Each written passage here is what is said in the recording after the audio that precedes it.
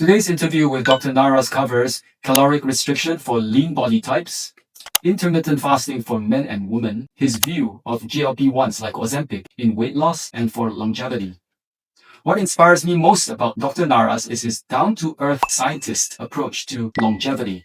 Please listen on. I think one thing we can start with that really connects to what you just told me is I'm definitely a little skinnier than you, but you are a tall, lanky frame. About 2 years back, I was looking at caloric restriction and whether it applied to me. It's an easier decision when you are a person with metabolic slowness. Well, you go on caloric restriction and you may actually do well. How far do you go with caloric restriction? Caloric restriction isn't for everybody. It depends on your gender. It depends on how old you are. As you had mentioned, it depends upon metabolic health in particular, how much visceral fat you're carrying, how much muscle mass you've got. There's all of these things. Not everybody needs it. So on a personal level, somebody like myself who is metabolically healthy, already lean, I don't have visceral fat to lose. And in fact, if I was to put myself under caloric restriction, what would be the benefit? I may not become more metabolically efficient. I could potentially lose muscle mass. So for me, I'm not metabolically deficient. I don't have visceral fat to lose. I have the potential to lose muscle mass if I was to caloric restrict. There really is, from my perspective, no argument to entertain it. Okay. Yeah, I am more or less on the same page. I may not have the same language as you have. If I'm already lean and I'm preserving lean muscle mass, probably a good idea to stay that way. I think it's just a safe bet. The technology, the medications, the blue sky stuff that's coming, yeah, it's coming, but we don't know. Is there some relation between what you just said and nutrient density? There's something different between caloric density and nutrient density. You could be in calorie deficit, but still be very much nutritionally complete because the quality of the food that you're eating covers all of your vitamins and minerals and antioxidants. So nutrients versus caloric are two different things. You could be calorically deficient and nutritionally deficient. And this is something that we talk about when it comes to intermittent fasting and caloric restriction. Could you elaborate a little more? Well, if you imagine that you are now choosing to consume less calories, and let's say for argument's sake, you've gone about doing it by intermittent fasting and only having one meal a day. You're doing OMAD as your method of caloric restriction. Then by default, you're going to have to get all your nutritional needs in one meal per day. And how are you going to be able to do that? Are you going to be able to get all the benefits that are required from all of the different proteins that we consume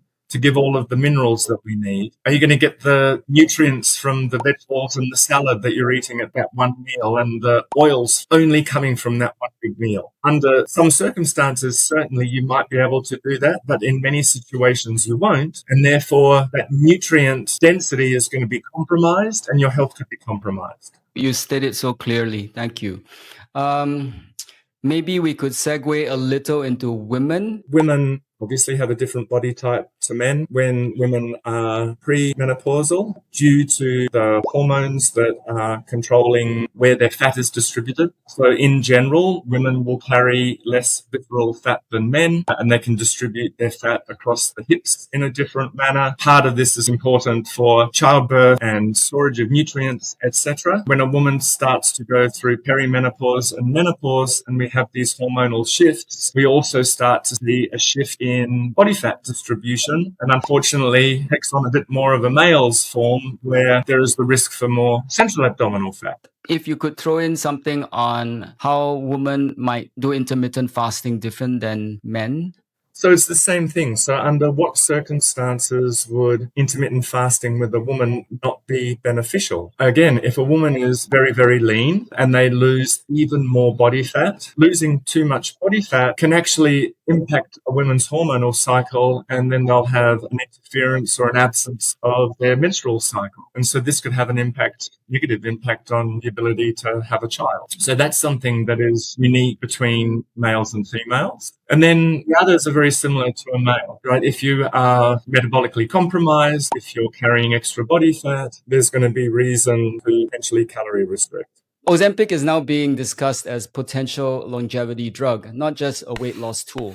What do you think of these drugs? to extend our health span and maybe to increase lifespan. We still have all of the lifestyle factors that I'm a major proponent for. So your eating patterns, how you exercise, sleep, social connection, etc., but looked at through the lens of longevity now. We also have the more therapeutic interventions that include repurposed drugs like Ozempic, for example. When you start to look at the different FDA-approved drugs that may have an impact on biological aging, this is one of them.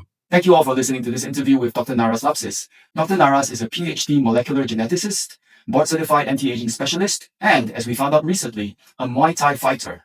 Anyone interested in his work, you can look him up on LinkedIn and also at Chi Longevity in Singapore. And I'm Dr. Mark Chern, signing off as Midlife Brain Project. Like, share, and follow, and see you at the next video. Thank you.